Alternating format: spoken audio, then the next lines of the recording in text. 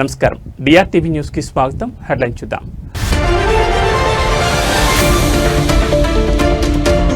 ఢిల్లీ పేలుడు కేసులో కీలక మలుపు. కాన్పూర్లో మరో డాక్టర్ అరెస్ట్.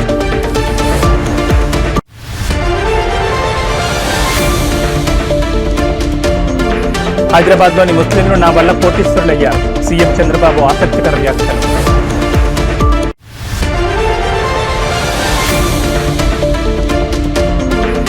రేపు తేలనున్న జూబ్లీహిల్స్ ఉప ఎన్నిక ఫలితం. యూసఫ్గూడలోని కోట్ల విజయభాస్కర్ రెడ్డి స్టేడియంలో ఓట్ల లెక్కింపు.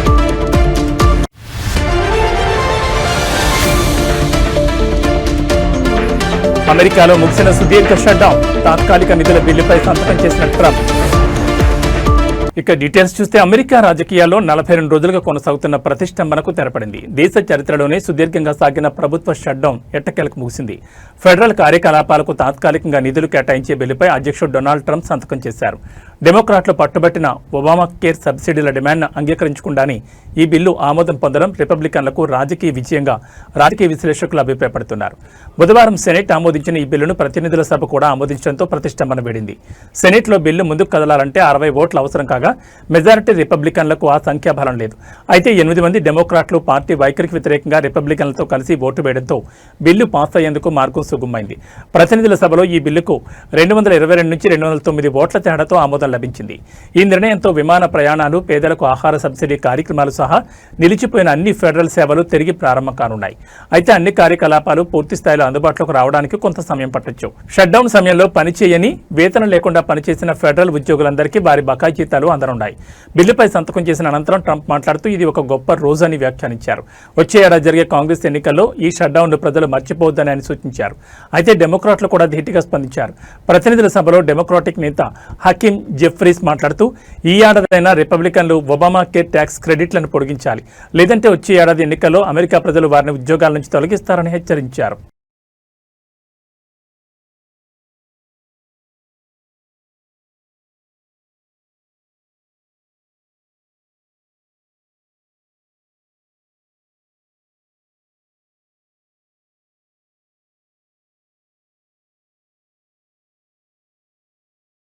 దేశ రాజధాని ఢిల్లీలోని ఎర్రకోట వద్ద జరిగిన కారు బాంబు పేలుడు కేసు విచారణలో కీలక పురోగతి చోటు చేసుకుంది. Uttar Pradesh anti terrorism squad, Delhi police special cell, Jammu Kashmir పోలీసులు సంయుక్తంగా నిర్వహించిన ఆపరేషన్లో కాన్పూర్లోని కార్డియాలజీ ఇన్స్టిట్యూట్ నుంచి డాక్టర్ మహమ్మద్ ఆరిఫ్ను అదుపులోకి తీసుకున్నారు. ఈ కేసులో గత వారం అరెస్టైన లక్నోకు చెందిన మహిళా డాక్టర్ షాహీన్తో ఆరిఫ్ నిరంతరం టచ్లో ఉన్నట్లు దర్యాప్తు సంస్థలు గుర్తించాయి. విచారణ వర్గాల సమాచారం ప్రకారం డాక్టర్ షాహీన్ ఫోన్ రికార్డులను పరిశీలించినప్పుడు ఆరిఫ్ పేరు వెలుగులోకి వచ్చింది. జమ్మూ కాశ్మీర్లోని అనంతనాగ్కు చెందిన ఆరిఫ్ నీట్ SS 2024 బ్యాచ్ విద్యార్థి. ఫరీదాబాద్లోని అల్ ఫలా యూనివర్సిటీలో అతను విద్యను అభ్యసించినట్టు తెలుస్తోంది. గత వారం అరెస్టైన డాక్టర్ షాహీన్ షాహిద్ ఎర్రకోట పేలుడు, ఫరీదాబాద్ టెర్రర్ మాడ్యూల్కు మధ్య కీలక వ్యక్తిగా, ప్రధాన అనుసంధానకర్తగా ఉన్నట్లు ఏజెన్సీలు అనుమానిస్తున్నాయి. జైషే మహమ్మద్, అన్సార్ గజ్వత్ ఉల్ హింద్ అనే 2 ఉగ్రవాద సంస్థలతో సంబంధం ఉన్న ఫరీదాబాద్ మాడ్యూల్ను జమ్మూ కాశ్మీర్ పోలీసులు ఛేదించిన విషయం తెలిసిందే. ఈ క్రమంలోనే ఫరీదాబాద్లోని దౌజ్ గ్రామంలో అద్దెకు తీసుకున్న ప్రాంగణంలో భారీగా పేలుడు పదార్థాలు స్వాధీనం చేసుకుని డాక్టర్ ముజ్మిల్ అహ్మద్ గనాయ్ను అధికారులు అరెస్ట్ చేశారు. మరోవైపు కాశ్మీర్కు చెందిన మరో డాక్టర్ నిసార్ ఉల్ హసన్ పేలుడు జరిగిన రోజు నుంచి కనిపించకుండా పోయాడు. ఉగ్రవాద సంస్థలతో సంబంధాలున్నాయనే ఆరోపణలతో జమ్మూ కాశ్మీర్ ప్రభుత్వం అతన్ని ఉద్యోగం నుంచి తొలగించగా ఆ తర్వాత అల్ ఫలా యూనివర్సిటీ అతన్ని నియమించుకుంది.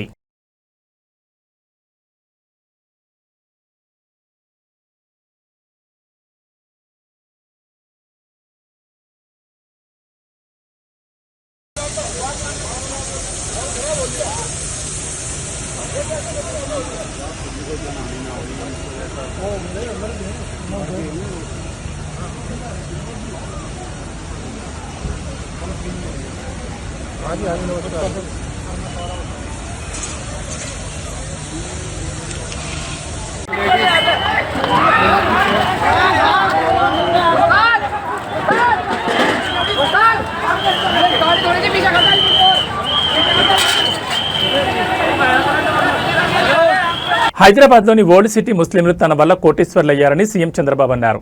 ఇవాళ ఆయన విశాఖలో మీడియాతో మాట్లాడుతూ తాను ఉమ్మడి ఆంధ్రప్రదేశ్లో సీఎంగా ఉన్ననాడు హైదరాబాద్ అభివృద్ధికి ప్రథమ ప్రాధాన్యం ఇచ్చామన్నారు. సమస్యాత్మక ప్రాంతమైన ఓల్డ్ సిటీ పక్కనే దూరదృష్టితో ఎయిర్పోర్ట్ను ఏర్పాటు చేశామని తెలిపారు. సిటీ చుట్టూ ఔటర్ రింగ్ రోడ్ వేస్తే ఓల్డ్ పరిధిలోని ముస్లింలంతా కోటీశ్వరులు, లక్షాధికారులయ్యారని గుర్తు చేశారు. హైదరాబాద్ పర్యటనకు విదేశీ ప్రముఖులు ఎవరు వచ్చినా ఓల్డ్ సిటీకి వెళ్లి షాపింగ్ చేసే విధంగా పెరల్స్ ప్రమోట్ చేసింది తానేనని అన్నారు. హైదరాబాద్ బిర్యానీని కూడా ప్రపంచవ్యాప్తంగా ప్రమోట్ చేసిన చరిత్ర తమదని పేర్కొన్నారు. నగరంలో నిరుపయోగంగా పడి ఉన్న ఫలక్నుమా ప్యాలెస్ ను నిజాం సంస్కృతిని కాపాడేందుకు అందులో బ్రహ్మాండమైన హోటల్ పెట్టి దాన్ని కూడా పరిరక్షించామని సీఎం చంద్రబాబు అన్నారు. కేంద్రానికి లెటర్ రాసా, టైం ఎక్స్టెండ్ చేయమంట.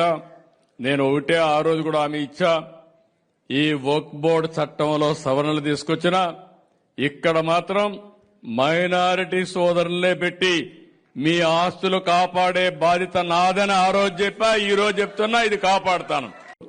నేను ఆ రోజు హైదరాబాద్ అన్ని విధాలా అభివృద్ధి చేశాను. నేను దృష్టిలో పెట్టుకున్నది ఓల్డ్ సిటీ పక్కన ఎయిర్పోర్ట్ కట్టాను. మీరు గుర్తుపెట్టుకోవాలి, నేను దూరదృష్టితో కట్టాను. అది కూడా అదే మరి ఒక ఔటర్ రింగ్ రోడ్ వేస్తే ఈ రోజు మీరు చూస్తే హైదరాబాద్ లో ఉండే ముస్లింస్ అంతా బ్రహ్మాండంగా కోటీశ్వరులు, లక్షాధికారులు అయ్యారంటే అది ఆ రోజు నేను చేసిన పని అని చెప్పి నేను మీకు తెలియజేస్తున్నా. నేను ఎప్పుడూ ఒకటి చెప్పేవాడిని, హైదరాబాద్కి ఎవరు వచ్చినా నేరుగా పోయి ఓల్డ్ సిటీలో షాపింగ్ చేసే విధంగా పెరల్స్ ని ప్రమోట్ చేసింది కూడా తెలుగుదేశం పార్టీ. హైదరాబాద్ బిర్యానీని కూడా ప్రమోట్ చేశాం.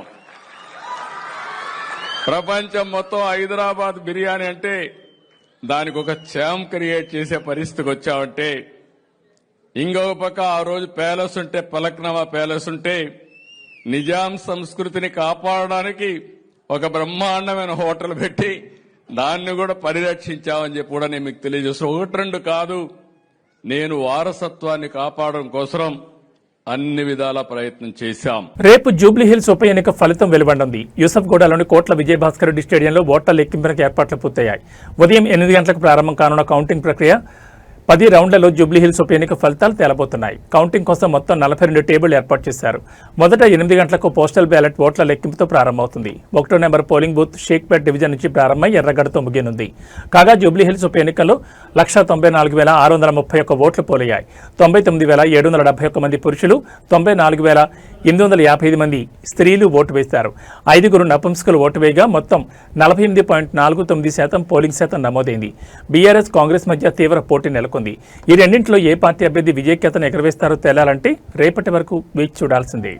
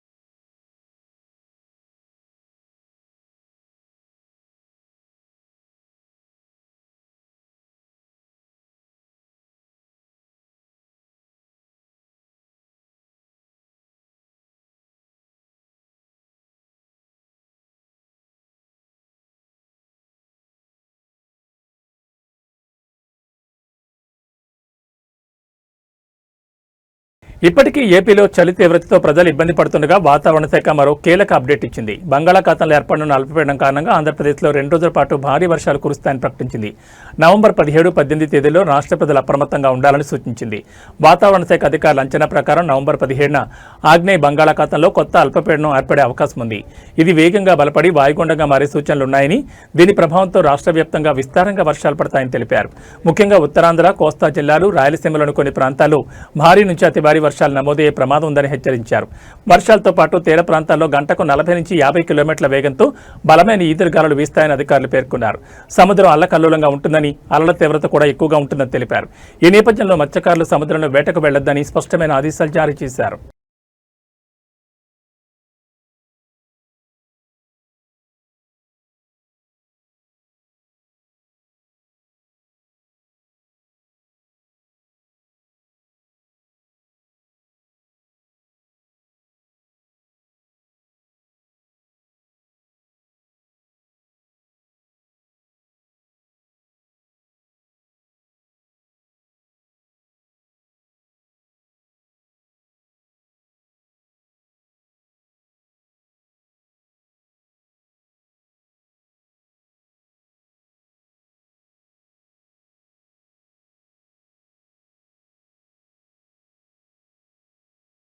హన్మకొండలో ఓ స్కూల్ యాజమాన్యంపై విద్యార్థి సంఘాల దాడి వీడియో కలకలం రేపుతోంది. హన్మకొండ జిల్లా కేంద్రంలోని స్మైల్ డీజీ స్కూల్ కరెస్పాండెంట్ శ్రీనివాసవరంపై విద్యార్థి సంఘాల నాయకులు దాడికి పాల్పడ్డారు.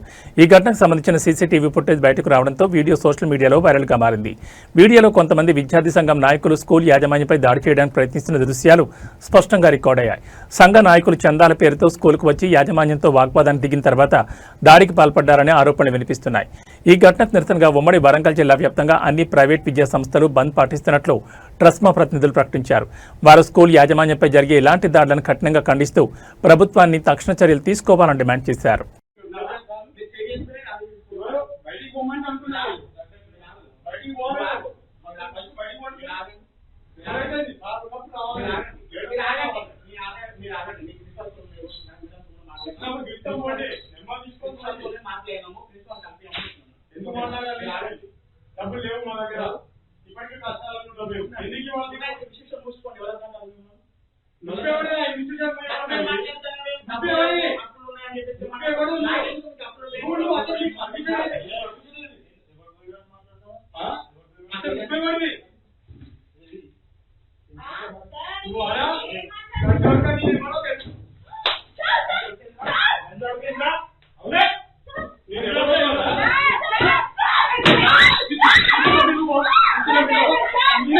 మాజీ మంత్రి వైసీపీ సీనియర్ నేత అంబటి రాంబాబుపై కేసు నమోదైంది. ఆయనతో పాటు మరికొందరు వైసీపీ నాయకులపై కూడా గుంటూరు జిల్లా పట్టాభిపురం పోలీసులు కేసు నమోదు చేశారు. పోలీసుల విధులకు ఆటంకం కలిగించడంతో పాటు వారిని బెదిరించారన్న ఆరోపణలపై ఈ కేసు నమోదు చేసినట్టు తెలుస్తోంది. అంబటి రాంబాబు ఇతర నేతలు ముందస్తు అనుమతులు లేకుండా భారీ ప్రదర్శన నిర్వహించారు. ఈ కారణంగా ట్రాఫిక్ తీవ్ర అంతరాయం కలగడంతో పాటు ప్రజలకు అసౌకర్యం కలిగిందనే ఆరోపణలున్నాయి. ఈ ఘటనపై చర్యలు తీసుకున్న పోలీసులు విధుల్లో ఉన్న తమను బెదిరించారని పేర్కొంటూ కేసు నమోదు చేశారు. అంబటి రాంబాబుతో పాటు ఇతర నిందితులపై భారతీయ న్యాయ సంహితలోని 132, 126(2), 351(3), 189(2), రెడ్ విత్ 190 సెక్షన్ల కింద కేసు నమోదు చేసినట్లు పోలీసులు వివరించారు. ఈ ఘటనపై పోలీసులు తదుపరి దర్యాప్తు చేస్తున్నారు. గుంటూరు పట్టణంలో నిన్న వైద్య కళాశాలల పీపీపీ విధానాన్ని వ్యతిరేకిస్తూ వైసీపీ ఆధ్వర్యంలో ప్రదర్శన నిర్వహించారు. ఈ సందర్భంలో పోలీసులు అనుమతి లేదని అడ్డుకోవడంతో పోలీసులతో అంబటి వాగ్వాదానికి దిగారు. దీంతో అక్కడ కొద్దిసేపు ఉద్రిక్త పరిస్థితులు నెలకొన్నాయి. ఈ ఘటనపై పోలీసులు చర్యలు చేపట్టారు.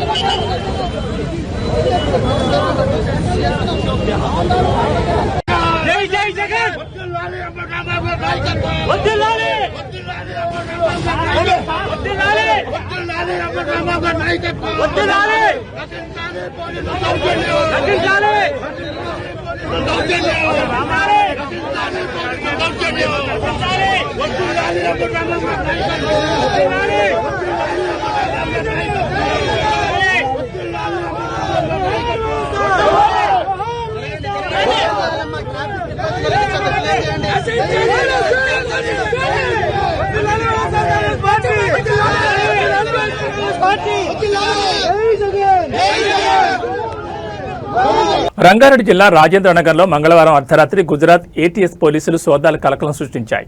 4th వ్యూ కాలనీలోని డాక్టర్ సయ్యద్ మొహిద్దీన్ ఇంట్లో తనిఖీలు నిర్వహించారు. అడిషనల్ ఎస్పీ స్థాయి అధికారి ఆధ్వర్యంలో 5గురు సభ్యుల బృందం సోదాల్లో పాల్గొంది. 3 రకాల లిక్విడ్లతో పాటు కంప్యూటర్, పలు రకాల బుక్స్, ఆయిల్ తయారు చేసే మిషన్ సహా పలు డాక్యుమెంట్లను స్వాధీనం చేసుకున్నారు. సయ్యద్ సోదరుడు ఒమర్ ఫారూక్కి నోటీసులు ఇచ్చి సెర్చ్ నిర్వహించారు. అనంతరం సామగ్రిని సీజ్ చేశారు. ఇదిలా ఉండగా భారతదేశంలో పెను విధ్వంసం సృష్టించేందుకు కుట్ర పన్నారనే ఆరోపణలపై హైదరాబాద్ చెందిన డాక్టర్ సయ్యద్ అహ్మద్ మొహిద్దీన్ను గుజరాత్ యాంటీ టెర్రరిస్ట్ స్క్వాడ్ పోలీసులు ఆదివారం గుజరాత్లోని బనస్కాంత జిల్లాలో అరెస్ట్ చేసిన విషయం తెలిసిందే. మొహిద్దీన్ అరెస్టుపై కుటుంబ సభ్యులు ఇటీవల స్పందించారు. తన సోదరుడు మంచోడని, ఎవరో కావాలనే కుట్రలో ఇరిక్కించారని ఆవేదన వ్యక్తం చేశాడు. తన బ్రదర్ ఉగ్రవాద కార్యకలాపాలతో లింక్స్ ఉన్నట్లు తెలియదని చెప్పాడు. ఒకవేళ తమ సోదరుడు తప్పు చేస్తే కఠినంగా శిక్షించండి అని ఒమర్ ఫారూక్ అంటున్నాడు. మా సోదరుడు మొహిద్దీన్ ఎవరో ట్రాప్ చేసి కుట్రలో ఇరికించారు. మా బ్రదర్కు ఉగ్రవాద కార్యకలాపాలతో లింక్స్ ఉన్నట్లు మాకు తెలియదు. నవంబర్ 5న బిజినెస్ డీల్ ఉందని చెప్పి ఇంట్లో నుంచి గుజరాత్ బయలుదేరాడు. 9వ తేదీన ఏటీఎస్ వారు నాకు ఫోన్ చేసి మీ బ్రదర్కు ఉగ్రవాదులతో సంబంధం ఉన్నాయని అరెస్ట్ చేశామని చెప్పారు. మొహిద్దీన్ నివాసాన్ని ముట్టొద్దు, 2 రోజుల్లో వచ్చి ఆయన రూమ్లో ఉన్న సామాగ్రి స్వాధీనం చేసుకుంటామని ఏటీఎస్ పోలీసులు చెప్పారన్నారు. ఇంటికి ఏటీఎస్ పోలీసులు వచ్చారు. సామాన్లు సీజ్ చేసి తీసుకువెళ్లారు. ఏటీఎస్ అరెస్ట్ చేసిన వారిలో మరో 2 ఆజాద్ సులేమన్ షేక్, మహమ్మద్ సుహైల్ వారితో మాకు ఎలాంటి లింక్స్ లేవని అన్నాడు.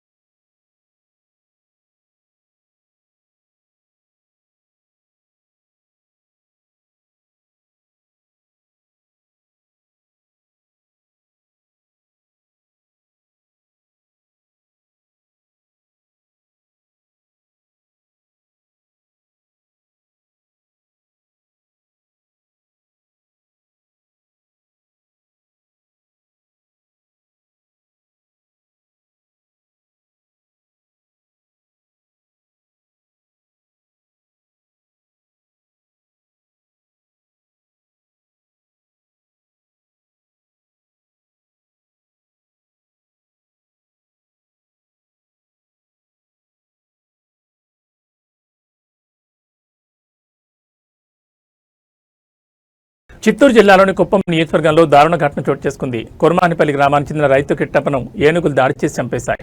స్థానికులు తెలిపిన వివరాల ప్రకారం కిట్టప్ప తన రాగి పంటకు కాపలా కాయడానికి రాత్రి పొలానికి వెళ్లారు. గురువారం తెల్లవారుజామున అడవిలో నుంచి బయటకు వచ్చిన ఏనుగులు పొలంలో ప్రవేశించి పంటను నాశనం చేయడం ప్రారంభించాయి.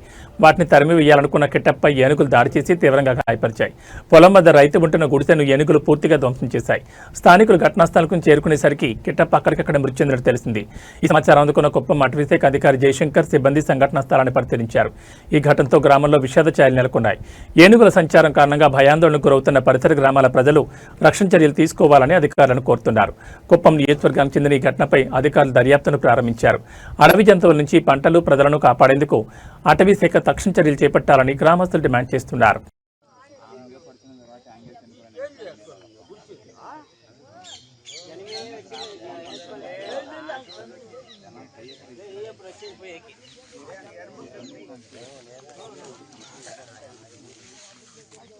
कटेरम कर मम्मा इंजे इंजे इंजे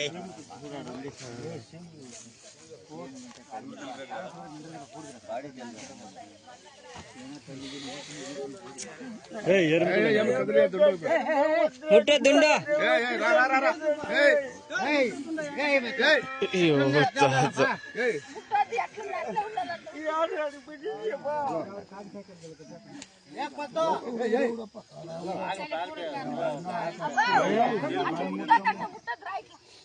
తెలంగాణ రాష్ట్రంలో చలి తీవ్రత బాగా పెరిగింది. కొన్ని రోజులుగా కనిష్ట ఉష్ణోగ్రతలు ఒక్కసారిగా పడిపోవడంతో తెలంగాణ గజగజ వణుకుతోంది.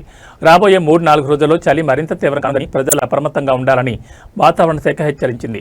ఈ నేపథ్యంలో పలు జిల్లాలకు ఆరెంజ్, ఎల్లో అలర్ట్లను జారీ చేసింది. వాతావరణ కేంద్రం అంచనాల ప్రకారం రానున్న రోజుల్లో రాత్రిపూట కనిష్ట ఉష్ణోగ్రతలు 8.5 డిగ్రీల నుంచి 12.5 డిగ్రీల మధ్య నమోదయ్యే అవకాశం ఉంది. ముఖ్యంగా మంచిర్యాల, జయశంకర్, భూపాలపల్లి, ఆదిలాబాద్, ఆసిఫాబాద్ జిల్లాలకు ఆరెంజ్ అలర్ట్ ప్రకటించింది. ఈ ప్రాంతాల్లో కనిష్ట ఉష్ణోగ్రతలు 10 డిగ్రీల కంటే తక్కువగా పడిపోవచ్చని తెలిపింది. మిగిలిన జిల్లాలకు ఎల్లో అలర్ట్ జారీ చేసింది. ఇప్పటికే ఉమ్మడి ఆదిలాబాద్ జిల్లాలోని ఏజెన్సీ గ్రామాలు చలికి వణికిపోతున్నాయి. మంగళవారం రాత్రి కుమరంభీం, ఆసిఫాబాద్ జిల్లా సిర్పూర్లో అత్యల్పంగా 10.2 డిగ్రీల అత్యల్ప ఉష్ణోగ్రత నమోదైంది. తెలంగాణ రాష్ట్రం తీవ్ర చలి ప్రభావిత జోన్లో ఉందని కేంద్ర ఆరోగ్య శాఖ ఆధ్వర్యంలోని ఎన్పీసీసీహెచ్హెచ్ గత ఏడాది ప్రకటించిన విషయం నిపుణులు గుర్తు చేస్తున్నారు. ఈసారి కూడా అదే తరహా పరిస్థితి నెలకొనడంతో ప్రజలు తగిన జాగ్రత్తలు తీసుకోవడం అత్యవసరమని సూచిస్తున్నారు.